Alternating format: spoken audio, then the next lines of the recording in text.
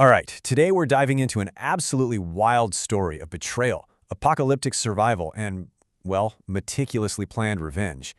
It's a fascinating look at what happens to the human mind when pushed to the absolute limit. Let's just get right into it. So, picture this. What would you do if you were left to drown in a basement by your own parents, and then, miraculously, woke up with a chance to do it all over again? I mean, imagine experiencing that horrific death, the water rising, but then the ultimate twist.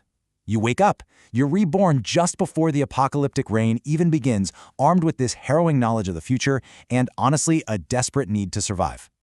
Given this second chance, he makes a massive tactical shift right out of the gate. See, in his first life, he literally begged to stay in the family's old 30th floor apartment. That annoyed his parents so much, they locked him in the basement of their new ground-level villa. Yeah. But this time, actually, scratch the fighting, he happily agrees to be banished. His family thinks they're getting rid of him to enjoy their luxurious new villa.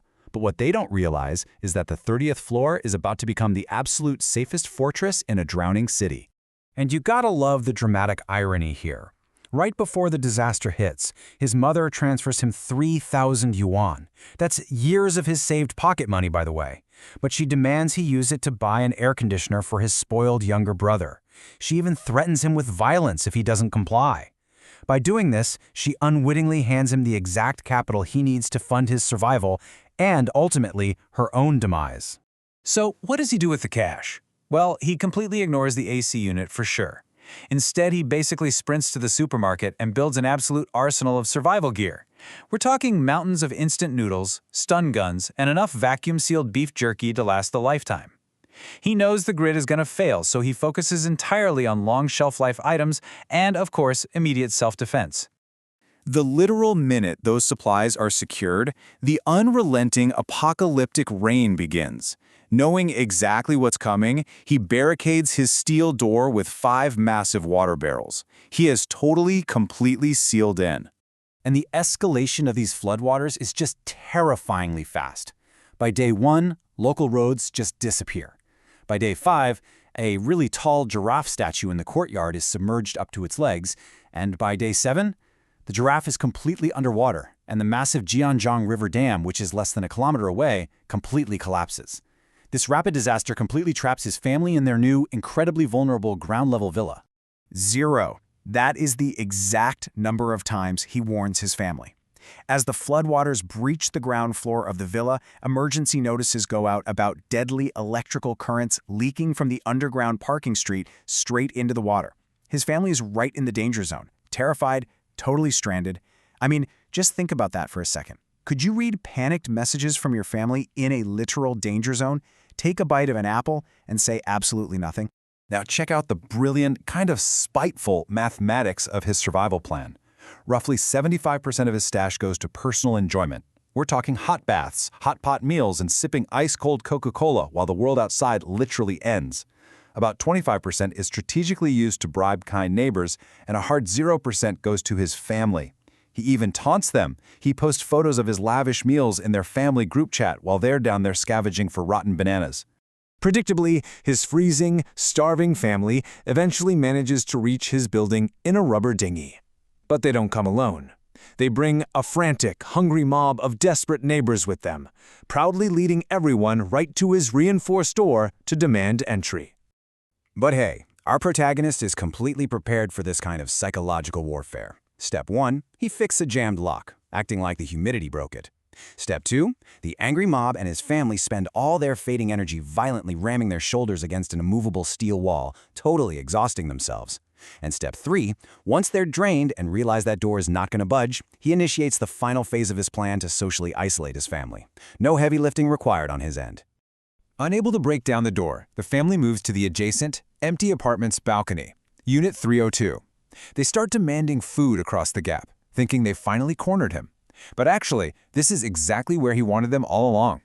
This is where the power dynamic flips on its head. Standing safely on his own balcony, he uses a long clothesline pole to pass hot, delicious food across the gap. But he doesn't give it to his family. He specifically targets only the neighbors who showed him basic human decency in the past. He feeds Auntie Wang, who used to defend him from his parents. He feeds Uncle Zhao, who shared food with him. And he helps Miss Chen, a pregnant teacher in desperate need. The family's reaction to this is incredibly revealing, and honestly a bit shocking. When he passes a package of bread to Auntie Wang, his mother and younger brother literally lunge forward to snatch it from the starving older woman. They scream, "This is our family's bread! Get lost!" and just devour it like animals. Right in front of a desperate, starving crowd, they completely destroy their own reputation. Now contrast this with the father. The guy is a master manipulator. He constantly sends these fake, affectionate messages, calling him son and pretending to care about his safety, just trying to sweet-talk his way into the food stash. But the reality out on that balcony, it's sheer, violent greed. When resources are actually on the line, the father doesn't protect anyone.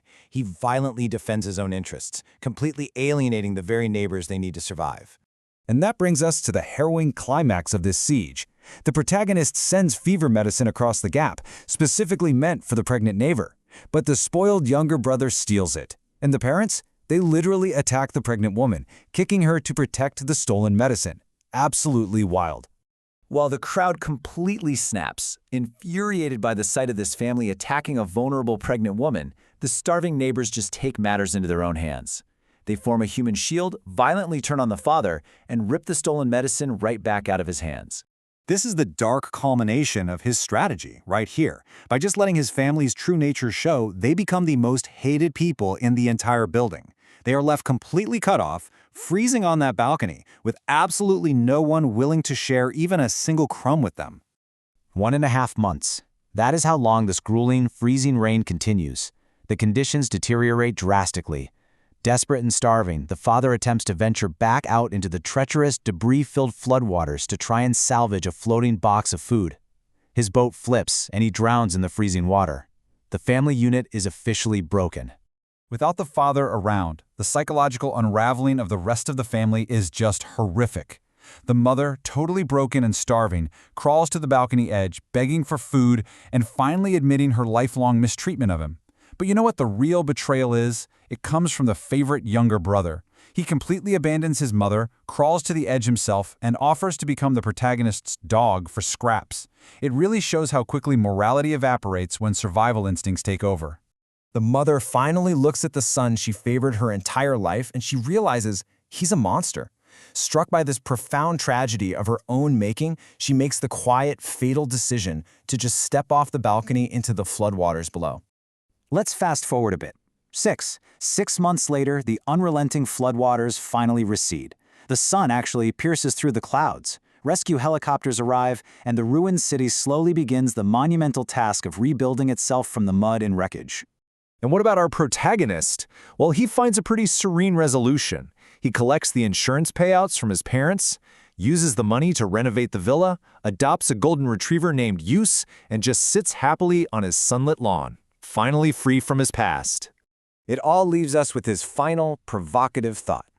As we look at the karmic justice of this extreme survival narrative, we really have to ask, in the end, was the true disaster the apocalyptic flood, or was it the very family that was supposed to protect him? Thanks for joining me for this analysis, and I'll catch you next time.